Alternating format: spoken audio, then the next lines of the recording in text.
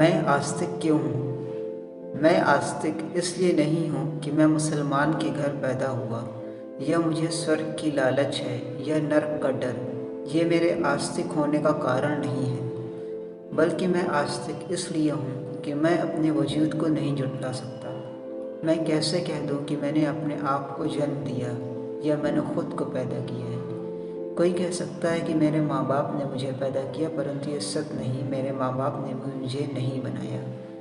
मैं जानता हूँ मैं तो बस एक गंदे पानी की बूंद था। भला उससे मेरे माँ बाप मुझे कैसे बना सकते हैं, जबकि वो खुद भी तो कभी उसी प्रकार की एक बूंद थे। मुझे हैरत है इस बात पर कि जब मैंने इस दुनिया में आंखें खोली तो उन तमाम चीज़ों को मेरे आसपास पाया जो मेरे जीने के लिए ज़रूरी हैं।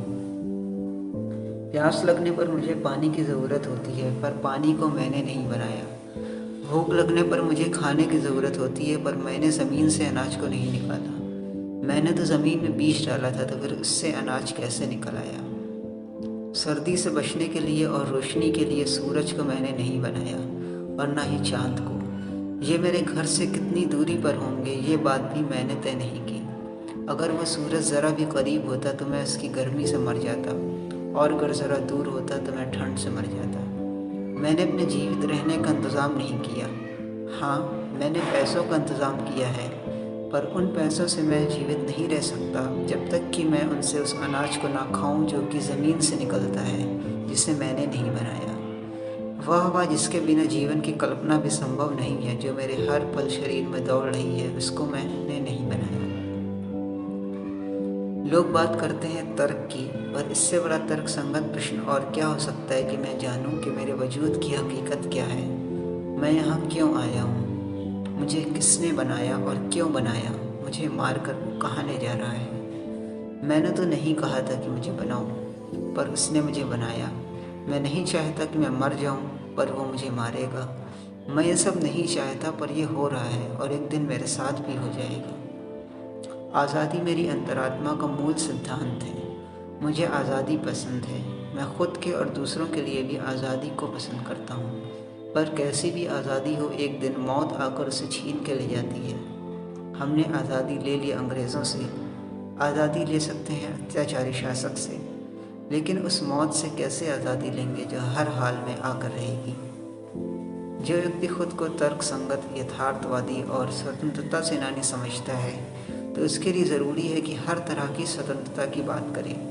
वो आज़ादी भी कैसी आज़ादी जो मौत पर ख़त्म हो जाती है। क्या मुझे स्वर्ग का लालच है? नहीं, बल्कि संतुष्टि की इच्छा करना, उसको तलाश करना मेरी प्रकृति का हिस्सा है। इसलिए स्वर्ग की कामना करना मेरी मजबूरी है। लोग मुझे अंधविश्वासी या ईमानी कह सकते हैं, पर मुझे इससे फ़र्क नहीं पड़ता। मुझे फ़र्क नहीं पड़ता, मैं तो खुद अपनी तलाश में निकला हूँ।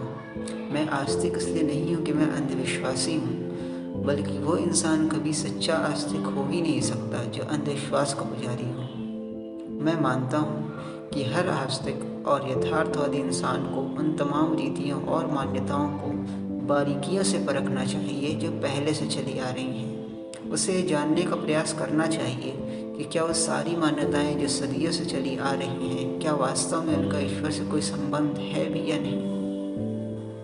मैं समझता हूँ कि संसार में ईश्वर की अनेकों धारणाएं हैं, और उनमें बहुत सी ऐसी भी हैं जिन्हें स्वीकार करना एक तर्कसंगत व्यक्ति के लिए असंभव सा है।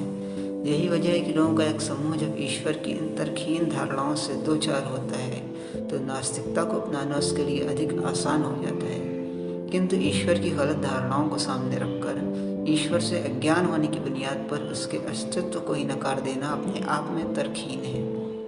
मैं जानता हूँ संसार में बहुत अन्याय है, परंतु खुद मनुष्यों द्वारा पैदा किए गए फसाद का दोषी ईश्वर को ठहराना और रोष में उसके अस्तित्व को ही नकार देना मैं एक तर्कशील व्यक्ति का कार्य नहीं समझता। जालिम राजा जुल्म का राज इसलिए नहीं कर रहा कि ईश्वर की इच्छा है, बल्कि वो इसलिए जुल्म कर रहा है क्योंकि ईश्वर ने उसे अपनी इच्छाओं पर चलने की अनुमति दे रखी है, और वो इस अनुमति का गलत उपयोग कर रहा है। ईश्वर उसे ढिलाई दिए है, इसलिए नहीं कि ईश्वर के पास उसे काबू में करने का सामर्थ्य नहीं है, बल्कि इसलिए ईश्वर किसी इंसान को ज़बरदस्ती अच्छा या बुरा नहीं बनाया करता, बल्कि ईश्वर तो उसे ही अच्छाई की राह दिखाता है जो खुद अच्छाई की इच्छा करता हो। लोग कहते हैं कि अगर ईश्वर मौजूद है तो वो अन्याय को रोकता क्यों नहीं? बेशक ईश्वर चाहे तो अन्याय को रोक सकता है, लेकिन उसने इस संसार की रचना प्रतिफल और सज़ा की बुनियाद पर नहीं की है, बल्कि यह तो एक ऐसा संसार है जहाँ हर घड़ी हर मनुष्य चाहे अच्छा हो या बुरा अपनी मौत से करीब होता जा रहा है। ऐसे संसार में भला क्या किसी को न्याय संगत पुरस्कार या दंड मिल सकता है? बल्कि ज़िंदगी और मौत तो इसलिए पैदा की गई है कि यह बात जाहिर हो जाए कि कौन अच्छे कर्म करता है और कौन बुराई को अपना साथी बनाता है। ये संसार तो बस एक परीक्षा केंद्र मात्र है जहाँ लोग आते हैं और चले जाते हैं, और संपूर्ण रूप से न्याय संगत प्रतिफल तो आखिरत ही में होना है। ईश्वर ने हमें कठपुतली नहीं बनाया है। ऐसा नहीं है कि उसने सब कुछ लिखकर हमें मजबूर कर दिया है, बल्कि उसने हर एक इंसान को इच्छा शक्ति दी है। अब इंसान अपनी इच्छा शक्ति और सोचने समझने की ताकत का इस्तेमाल करके चाहे अच्छा कर्म करे या बुरा।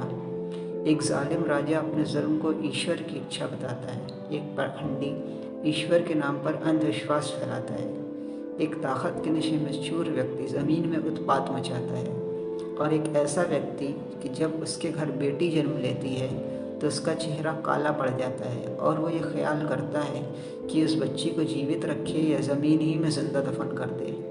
क्या वह सोचता है कि उस पर कोई नज़र नहीं रखे है? क्या वह सोचता है कि उस पर कोई काबू नहीं पा सकता? क्या वह सोचता है कि जो कुछ इच्छा वो कर रहा है उसे कोई नहीं जानता? भला क्या वही नहीं जानता जिसने उसको पैदा किया? अच्छा, तो अगर वो खुद को हर किसी से बेपरवाह ख्याल करता है, तो फिर वह उस मौत को फेर क्यों नहीं देता जब वह उसकी हलक में आ पहुंचती है? क्या भला यह संभव है कि ईश्वर ने इस असीम ब्रह्मांड को यूं ही बेवजह और बेमकसद पैदा कर दिया है? तो क्या एक अत्याचार करने वाला और वह जिस पर अत्याचार किया जाए दोनों बराबर हो सकते हैं? तो क्या एक सत्य को स्वीकार करने वाला और एक सत्य को जानते बूझते झुठलाने वाला बराबर हो सकता है? हरगिज़ नहीं। कुछ लोग कहते हैं कि मर के मिट्टी हो जाना है, जो करना है यहीं कर लो, मरने के बाद क्या होगा किसने देखा है? और क्या ईश्वर ने नहीं दी उनको दो आँखें और ज़ुबान और होंठ, और नहीं बनाए उनके दिल और दिमाग? तो क्या वो इंसान कभी एक बूंद ना था?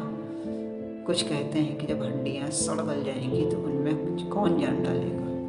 यकीनन उनमें वही जान डालेगा जिसने पहली बार जान डाली थी। जब ईश्वर ने उसे ऐसी हालत से पैदा किया जिसे वो जानता भी ना था, तो क्या वही ईश्वर इस बात का सामर्थ्य नहीं रखता कि मौत के बाद उसे दोबारा से उठा खड़ा करे? क्या ये बात तर्क संगत नहीं है? कुछ लोग ये कह सकते हैं कि कोशिकाएं अपना चयन खुद करती हैं, पर मुझे ये जानने में ज़्यादा रुचि है कि ऐसी कोशिकाएं जिनमें किसी चीज़ का भी ज्ञान नहीं, वो कैसे ये सोचने और तय करने में सक्षम हो सकती हैं कि किस परिस्थिति में कैसा चयन करना है।